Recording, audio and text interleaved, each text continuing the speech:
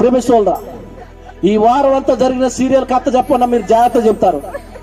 మరి దైవజనుడు వచ్చి వాక్యం చెప్పిండు, ఏ వాక్యం చెప్పినట్టే పొర్రపాటున గుర్తుకు రాదు. ఇది ఏడ విన్నారా, ఏడ వదిలేస్తారు, కథ మనిషి వెళ్ళిపోద్ది. మరి నా పిల్లలు ఎలా ఉన్నాడు, నా భర్త ఎలా ఉన్నాడు, నా భార్య ఎలా ఉన్నారు, మరి కుటుంబంలో ఎలా బతకాలో, ఎలా పొదుపు చేసుకోవాలో, ఎలా డబ్బు సంపాదించుకోవాలో, నా బిడ్డలతో మంచిగా మాట్లాడాలి, నా కొడుకుతో మంచిగా మాట్లాడాలి, వాళ్ళతో టైం స్పెండ్ చేయాలంటే వాళ్ళతో టైం స్పెండ్ చేయడం పక్కన పెట్టేశారు. సెల్ ఫోన్ తో టైం పాస్ చేస్తున్నారు, టీవీతో టైం పాస్ చేస్తున్నారు, సీరియల్ తో టైం పాస్ చేస్తున్నారు. ఇక కొడుకుతో ఏం మాట్లాడగలుగుతున్నారు, బిడ్డతో ఏం మాట్లాడగలుగుతున్నారు, భార్యతో ఏం మాట్లాడగలుగుతున్నారు, భర్త ఏం మాట్లాడగలుగుతున్నారు? ఈ రోజు కుటుంబంలో ప్రేమ ఏదైనా దూరంగా ఉంటే పోను రెండు మాటలు. కుటుంబాన్ని గురించి చాలా జాగ్రత్తగా ఆలోచన చేయాలి. హల్లెలూయా, హల్లెలూయా.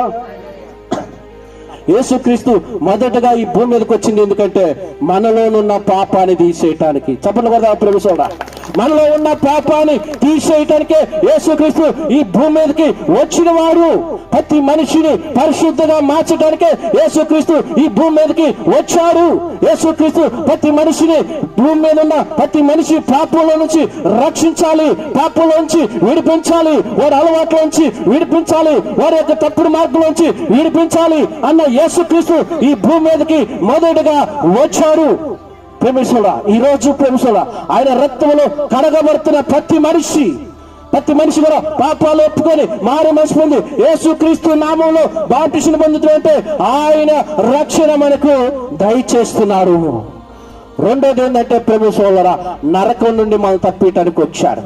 ఒకటే పాపంలో నుండి విడిపించడానికి వచ్చిండు, రెండోది ఏంటంటే నరకంలో నుండి మనల్ని విడిపించడానికి వచ్చాడు. అంటే ఏ ఒక్కరు కూడా నరకంలో నశించిపోవటం దేవుడు చిత్తం కాదు. ఏ ఒక్కరు కూడా ఆ నరకంలో నలిగిపోవటం దేవుడు చిత్తం కాదు. నరకం అంటే ప్రేమిసోళ్ళరా ఏదో జైలుకు ఒక 2 సంవత్సరాలు పోయి బెయిల్ మీద వచ్చినట్టు కాదు ప్రేమిసోళ్ళరా, లేకపోతే ఏదో జైలుకు పోయి ప్రేమిసోళ్ళరా ఆ యొక్క లంచం పెట్టి బయటకు వచ్చినట్టు కాదు ప్రేమిసోళ్ళరా. నరకం అంటే యుగములు అగ్ని గుండం కాలుతుంటారు, అగ్ని ఆరదు, పురుగు చావదు. అంత భయంకరమైన అగ్ని గుండం ప్రేమించురా. ఒకటి యేసుక్రీస్తు పాపిని ప్రేమించి పాపంలో నుండి విడిపించడానికి వచ్చిండు. రెండోసారి ప్రేమించురా నరకం నుండి నేను విడిపించడానికి వచ్చాడు. హల్లెలూయా. నరకం ఏ ఒక్కరు కూడా అప్పుడప్పుడు మనం అంటూ ఇంట్లో తీసుకొస్తే ప్రేమించురా, నాకే ఈ నరకం, నా కొంపే నాకు నరకంగా ఉంది, నా భర్త నాకు ఒక నరకంగా ఉన్నాడు, నా భార్య నాకు ఒక నరకంగా ఉందని మనం అంటుమే. ఈ నరకాలను పక్కన పెట్టండి. ఆ నరకం ఎంత భయంకరంగా ఉంటుంది ఒకసారి ఆలోచన చేయండి. ఆ నరకంలో నువ్వు వెళ్ళకుండా నీ ఆత్మ ప్రవేశం, ఈ శరీరం ఇక్కడ సరిపోగానే ఆత్మ పరలోకానికి వెళ్ళాలన్నా నరకానికి వెళ్ళాలన్నా ఇక్కడ నువ్వు క్రియలను బట్టే ఉండిద్ది. ప్రేమ సహోదరులారా, ఇక్కడ చాలా మంది చూడనే ప్రేమిసోడా, ఈ ఆత్మ ఈ శరీరాన్ని ఇక్కడ కాపాడుకుంటున్నావు, కానీ శరీరంలో ఉన్న ఆత్మను కూడా నువ్వు కాపాడుకోవాలి. చాలా మంది ఏమంటారంటే ప్రేమిసోళ్ళరా, చనిపోయినాక ఏమంటారంటే ప్రేమిసోళ్ళరా మా అమ్మకే గొప్పగా చేయాలి కార్యక్రమం. ఏ కార్యక్రమం అంట? దినం కార్యక్రమం గొప్ప చేయాలి. బతుకున్నప్పుడే మంచినీళ్ళు ఇవ్వటం చేత కాదు, బతుకున్నప్పుడే టాబ్లెట్లు ఇవ్వటం చేత కాదు, బతుకున్నప్పుడే బట్టలు కుట్టించడం చేత కాదు, బతుకున్నప్పుడే రోడ్డు మీదకి నడిపించడం చేత కాదు. చనిపోయినాక మాత్రం అంట ఏనంటే సమాధులు కడతారంట, చనిపోయినాక మాత్రం యాటపోతులు కొడతారంట, చనిపోయినాక మాత్రం కింటాల్ సెకండ్ తెస్తారంట. బతుకున్నప్పుడు తల్లిని ఆదరించడం కానీ, బతుకున్నప్పుడు తండ్రిని ఆదరించడం కానీ, బతుకున్నప్పుడు తల్లిని ప్రేమించడం కానీ, బతుకున్నప్పుడు తండ్రిని ప్రేమించడం కానీ ఈ రోజు ఎంతమందికి ఉన్నదంటారు నా ప్రియమైన సహోదరి సహోదరులారా. చనిపోయినాక మాత్రం పేర్ల కోసం, గొప్పతనాల కోసం, అబ్బా ఈడు భలే చేసిండు, అబ్బా ఈడు భలే కార్యక్రమం చేసిండు, ఈ గొప్పల కోసం ఈ లోకంలో నిన్ను మెచ్చుకునేదే కానీ దేవుడు పొరపాటున మెచ్చుకోడు. గేట్ అవుట్ అంటాడు ప్రేమని సహోదరు. మన ముందు ఈ సరిపోతే దేవుడు అంటే చాలేరని ఏసాలు నీ అగస్టాలు అంటాడు. ఈరోజు నా ప్రేమైన సహోదరి సహోదరులారా, వారు వృద్ధాప్యలో ఉన్నప్పుడు తల్లిదండ్రులు వారిని ప్రేమించడం కానీ, వాళ్ళని ఆదరించడం కానీ, వాళ్ళకి మంచి 3 పూట్ల భోజనం పెట్టడం కానీ, వాళ్ళకి కావాల్సిన టాబ్లెట్లు ఇవ్వటం కానీ, వాళ్ళని మనకి మంచి పలకరియటం కానీ, మంచి మాట్లాడటం కానీ ఈ రోజు ఉందంటారా? లేదు. టీవీలో ఒక మూతి పెట్టింది, ఒక ఆయన సెల్ ఫోన్ లో మూతి పెడతారు. మరి మా నాన్న వృద్ధాప్యలో ఉన్నాడు, ఆకలికి ఆగడు, టయానికి అన్నం పెట్టాలి, టయానికి టాబ్లెట్లు ఇవ్వాలి, టయానికి నీళ్లు పోయాలి, టయానికి పక్కేయాలి అన్న దాశ ఆశ కోడలకుందా? ఆశ దాశ కొడుకుందా? లేదు. 6:30 సీరియల్ మొదలు పెడితే 9:30 దాకా కూడా ఈ సీరియల్ అయిపోవట్లేదు. నీ కన్న తండ్రినే నువ్వు, నీ కన్న తల్లిని ఎంత సులభంగా చేస్తుంటే ప్రిన్సిపల్గా ఈరోజు ఎంతమంది నాకు ఇవాళ ఫోన్ చేసి అన్నారు, మా నాన్నగారి దినానికి యాట్లకు వద్దాం అనుకుంటున్నాను అయ్యగారు, మంచిగా గ్రాండ్గా సమాధి కడదాం అనుకుంటున్నాను అన్నాడు. నేను అన్న రెండోది నీ దినం కూడా చేసుకున్నా ఆయన అన్న. బతుకున్నప్పుడేమో లోట ఒక పక్కకి, ప్లేట్ ఒక పక్కకి, మంచు ఒక పక్కకి, బెడ్షీట్ ఒక పక్కకి, ఆయన బట్ట ఒక పక్కకి, ఏదో అంటురాగం వచ్చినవాడుగా. చిన్నప్పుడు నిన్ను కూడా అట్లే ఉంచితే ఎలాగుండదు నీ బతుకు? చిన్నప్పుడు కూడా నీ జీవితం అలాగే ఉంచితే ఎలా ఉండదు నీ క్యారెక్టర్? మంచిగా చదువుకునేవాడైనా, మంచి ప్రదేశంలో ఉండేవాడైనా, మంచి ఒక బట్టలు వేసుకునేవాడైనా, మంచిగా మాట్లాడేవాడైనా, సమాజంలో సొసైటీలో ఏ విధంగా ఉండగలుగుతావు? నీ తల్లి నీ తండ్రి కష్టపడబట్టి, నీ తల్లి తండ్రి చెమటగార్చబట్టి, నీ తల్లి తండ్రి ప్రయాసపడబట్టి ఈరోజు ప్రేమించడా యవన బిడ్డలుగా ఉన్నవారు, యవనస్తులుగా ఉన్నవారు ఏం అర్థం చేసుకుంటున్నారు ఒక్కసారి ఆలోచించండి. నువ్వు నరకం నుండి తప్పించబడాలంటే మొదట నీ తల్లిని ప్రేమించు, మొదట నీ తండ్రిని ప్రేమించు. నా ప్రేమైన సహోదరి చనిపోయినాకట పాలరాయితో సమాధి కడతారంట. బతికున్నప్పుడు మాత్రం మంచినీళ్ళు ఇరన్నా కానీ ఇయ్యపోయేది. అంత మోసం అండి. ఒక కన్న తల్లిని, ఒక కన్న తండ్రిని ప్రేమించలేని నిన్ను, ప్రేమించలేని మనిషి మరి దేవుడు నిన్నెందుకు ప్రేమించాలి? దేవుడు నిన్నెందుకు ప్రేమించాలి? నిన్నెందుకు కాపాడాలి? అందుకనే ఆయన నరకం నుండి తప్పించడానికి ఈ లోకానికి వచ్చాడు. ఒకటి పాపంలో నుండి నిన్ను విడిపించడానికి వచ్చాడు, పాపంలో నుండి నిన్ను రక్షించడానికి వచ్చాడు. రెండోది నిన్ను నరకములో నుంచి తప్పించడానికి వచ్చిండు. నరకం ఏంటో మనకి 2 సంవత్సరాల నుంచి బాగా అర్థమైపోయింది. గొప్ప గొప్పవారు, ధనవంతుల వారు, ఆస్తిపరులు, పలుకుబడి కలిగిన వారు, అధికారులు, అందం కలిగిన వారు, జ్ఞానం కలిగిన వారు కరుణ దెబ్బకి కొట్టుకొడిపోతున్నారు. ఈ రోజు డాక్టర్ల వల్ల కావట్లేదు, సైంటిస్టుల వల్ల కావట్లేదు, అధికార వ్యవస్థ వల్ల కావట్లేదు, పోలీసు వ్యవస్థ కావట్లేదు, డాక్టర్ల వ్యవస్థ కావట్లేదు. కరుణకి ప్రేమ సహోదరా, సముద్రంలో శాపం తీసి ఒడ్డు మీద ఎత్తే ఎలా కొట్టుకుంటుందో అలా కొట్టుకుంటున్నారు. నా ప్రియమైన సహోదరి సోదర, ఒక అమ్మ చచ్చిపోతే కొడుకుని చూడటానికి కూడా పంపట్లేదు. చివరి చూపు మమ్మల్ని చూసుకోవాలంటే నేను చూడనట్లేదు వాళ్ళు, ఎందుకంటే కరుణ వచ్చి చనిపోయింది కాబట్టి. నీ చుట్టుపక్కల అంటే ఏం జరుగుతుందో నీకు తెలియట్లేదా? పేపర్లో, న్యూస్లో ఈరోజు జరుగుతున్న వ్యవస్థ ఏంటో నీకు అర్థం కావట్లేదా? నా ప్రియమైన సహోదరి సోదర, ఇంకా నువ్వు ప్రభువుని రక్షకుడుగా ఎందుకు అంగీకరించలేకపోతున్నావు? దేవుని ఎందుకు ఇంకా నువ్వు ప్రేమించలేకపోతున్నావు? దేవుడు నిన్ను ప్రేమించి నీ పాపములన్నిటిని ఆయన క్షమించాడు. ఆయన నీ పాపం నుండి అన్నిటి నుండి నిన్ను విడిపించాడు. ఇంకా ఆ పాపం జోలికి పోతాం. ఆదివారం రాళ్ళ పాపాలు ఒప్పుకోవటం, సోమవారం నుంచి మళ్ళీ పాపాలు మొదలు పెట్టడం, మళ్ళీ ఆదివారం రాళ్ళ పాపాలు ఒప్పుకోవటం. ఇదేనా మన జీవితం? ఇదేనా మన క్యారెక్టర్? ప్రియమైన సహోదరి సహోదర, యేసు యొక్క రొట్టెను, యేసు యొక్క ద్రాక్షరసమును తీసుకోవటానికి మీరు హరుగులో ఆజ్ఞ పుచ్చుకోవడానికి మీకు అర్హత కలిగి ఉన్నది అని అప్పుడు ప్రేమిసోడ పాప సంగీతం చేసినాక దీవసప్రసాదం మనకిచ్చేది. ప్రేమ సహోదర, మరి ఈరోజు నీ పాపాలు తగ్గుతున్నాయా పెరుగుతున్నాయా? ఈరోజు పాపాలు ఎట్ట పెరుగుతుంటే వడ్డీ డబ్బులు పెరిగినట్టు పెరిగిపోతున్నాయి.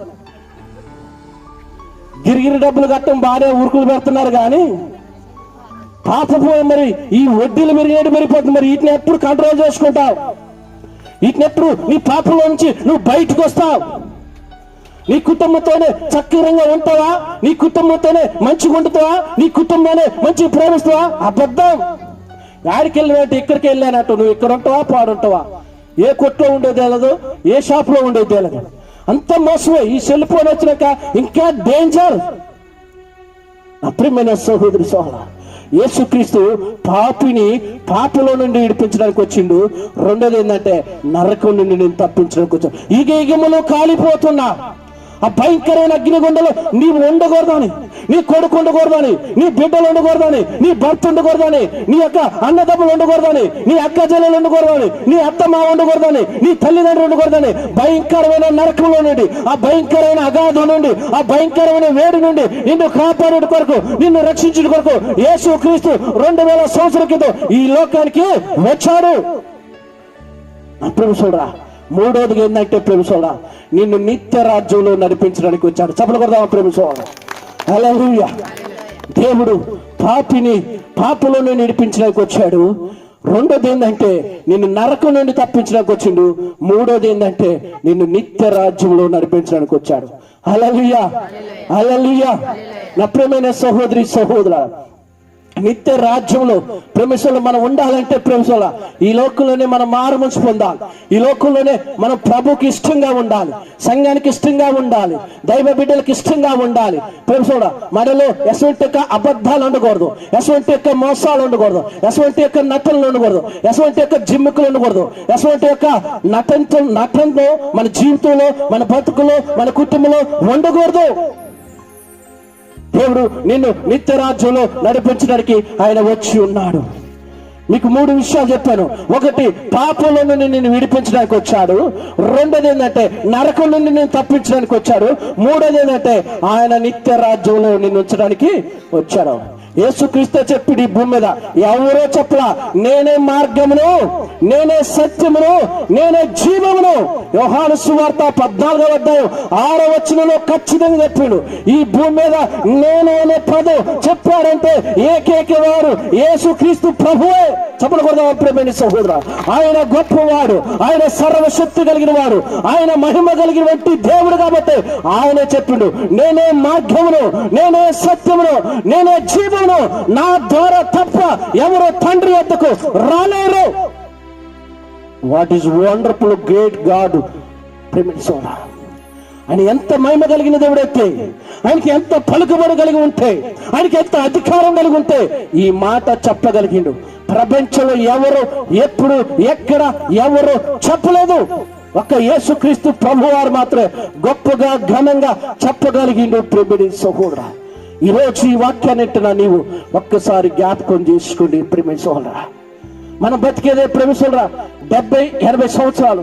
ఎప్పటికే కరోనాకి సగం మంది మన బంధువులు కానీ, మన ఫ్రెండ్స్ కానీ, స్నేహితులు కానీ చనిపోతున్నప్పుడు మనం బాధపడుతున్నాం. కానీ ఆ శరీరం మట్టిలో కలిసిపోతుంది. ఆ శరీరంలో ఉన్న ఆత్మ ఎక్కడికి వెళ్ళిపోతుంది? ఆలోచన చేసినవా? అర్థం చేసుకుంటున్నావా? గ్రహిస్తున్నవా? ప్రేమిసోలరా, ఇవాళ ఏం చేస్తారంటే ప్రేమిసోలరా, ఇప్పుడు మీరందరూ ప్రార్థనలు ఉన్నారుగా, ఇంటికాడ ఉన్న వాళ్ళు రేపు ఏం అడుగుతారు? సీరియల్ ఏం జరిగింది, మేము బాగాలేదు గీయాలా చెప్పండి అమ్మాయి. తోట కాడ, పత్తి కాడ, కలుపు కాడ, చెట్లు కాడ. ప్రేమిస ఈ ఇంటికాడ ఉన్న వాళ్ళు ఏం చేస్తారంటే ప్రార్థనకు ఎప్పుడు పోదామని వాళ్ళ అమ్మతులు ఉంటే మీరేం పోతారు? మీరు ప్రార్థనకు వచ్చి మరి మీ మనసు ఎక్కడుంది? కార్తీక దీపమా? ప్రేమిసోడా, అత్తని ఎలా కొట్టాలి, మామని ఎలా కొట్టాలి, మర్దిని ఎలా కొట్టాలి, ఈ సీరియల్ నేర్చుకుని కాచే అత్త మాకు సరే భోజనం పెట్టట్లా, ఈ సీరియల్ చూడబట్టే తల్లిదండ్రులు కూడా సరే ప్రేమించట్లా. వాళ్ళు ఏడితే నువ్వు ఏడుతూ, వాళ్ళ నటన, వాళ్ళ ఒక వృత్తి అది, వాళ్ళ జీవితం అది. వాళ్ళు ఒక మన కూలిపోతే మనకు డబ్బులు ఎలాగొస్తాయో ఆ సీరియల్ వాళ్ళు నటిస్తే వాళ్ళకి ఆ డబ్బులు వస్తాయి. కానీ అదే జీవితం కాదు, అదే బతుకు కాదు, అదే క్యారెక్టర్ కాదు, అదే నిజమైన రియల్ లైఫ్ కాదు. వాళ్ళు ఓన్లీ నటన్, ఓన్లీ వాళ్ళ యాక్టింగ్. నువ్వు దానికోసం ప్రేమిసోలరా సొల్లంతా కాచుకొని, కళ్ళంతా గుడ్లాలో పెట్టుకొని, చెవులు చాటంతా చేసుకొని ఎంత జాగ్రత్తగా చూస్తామంటే అంత జాగ్రత్తగా చూస్తా. ప్రేమిసోలరా, ఈ వారం అంతా జరిగిన సీరియల్ కథ చెప్పన్నా మీరు జాగ్రత్త చెప్తారు. మరి దైవజనుడు వచ్చి వాక్యం చెప్పిండు, ఏ వాక్యం చెప్పిండంటే పొర్రపాటున గుర్తుకు రాదు. ఇది ఏడ విన్నారా, ఏడ వదిలేస్తారు, కథ వెళ్ళిపోద్ది, సీరియల్ మీదకి మనసు వెళ్ళిపోద్ది. మరి నా పిల్లలు ఎలా ఉన్నాడు, నా భర్త ఎలా ఉన్నాడు, నా భార్య ఎలా ఉన్నారు, మరి కుటుంబంలో ఎలా బతకాలో, ఎలా పొదుపు చేసుకోవాలో, ఎలా డబ్బు సంపాదించుకోవాలో, నా బిడ్డలతో మంచి మాట్లాడాలి, నా కొడుకుతో మంచి మాట్లాడాలి, వాళ్ళతో టైం స్పెండ్ చేయాలంటే వాళ్ళతో టైం స్పెండ్ చేయడం పక్కన పెట్టేశారు. సెల్ ఫోన్తో టైం పాస్ చేస్తున్నారు, టీవీతో టైం పాస్ చేస్తున్నారు, సీరియల్తో టైం పాస్ చేస్తున్నారు. ఇక కొడుకుతో ఏం మాట్లాడగలుగుతున్నారు, బిడ్డతో ఏం మాట్లాడగలుగుతున్నారు, భార్యతో ఏం మాట్లాడగలుగుతున్నావు, భర్త ఏం మాట్లాడగలుగుతున్నావు? ఎక్కడుందండి ఈరోజు కుటుంబంలో ప్రేమ? ఏదైనా దూరంగా ఉంటే పోను, 2 మాటలు. ప్రేమిని కుటుంబాన్ని గురించి చాలా జాగ్రత్తగా ఆలోచన చేయాలి. హల్లెలూయా, హల్లెలూయా, హల్లెలూయా. నా ప్రేమిని సహోదరి సోదరా, నేను ఎందుకు ఈ మాటలు చెప్తున్నానంటే మీరు బాగుండాలన్నా, మీ కుటుంబాలు బాగుండాలన్నా, మీ పిల్లలు బాగుండాలన్నా, మీ బిడ్డలు బాగుండాలన్నా, మీరు తీసుకునే నిర్ణయం జాగ్రత్తగా తీసుకోవాలి. మీరు మాట్లాడుతున్న మాట జాగ్రత్తగా మాట్లాడాలి. మీరు వేసే ప్రతి అడుగు జాగ్రత్తగా చూసుకోవాలి. గులాబీ పువ్వు అందంగానే కనపడింది, దాని కింద మాత్రం ముళ్ళు ఉంటాయి. ప్రియమైన సహోదరి సోదరుడా, ఒక్కసారి మీరు జ్ఞాపకం చేసుకోండి. యేసయ్య 2000 సంవత్సరాల క్రితం ఈ లోకానికి వచ్చి ఆయన ప్రియమైన సహోదరుడా ఈ లోకంలో మనకి రక్షణ ఇచ్చాడు. నరక నుంచి తప్పించుతున్నాడు. నిత్య రాజ్యానికి ఆయన మనల్ని సిద్ధపరిచేస్తున్నాడు. కానీ నిత్య రాజ్యంలో మనం అడుగు పెట్టగలుగుతున్నావా? నిత్య రాజ్యంలో నేను పోగలుగుతాను, చనిపోతే నా ఆత్మ పరలోకానికి వెళ్ళిద్దని చెప్పగలుగుతావా? అంత ప్రేమల జ్ఞానం నీ కాడుందా? ప్రేమ ఈరోజు సమాజం, సొసైటీలో ప్రేమ ఆలోచన చేయండి. ప్రేమైన సహోదరి సహోదరు,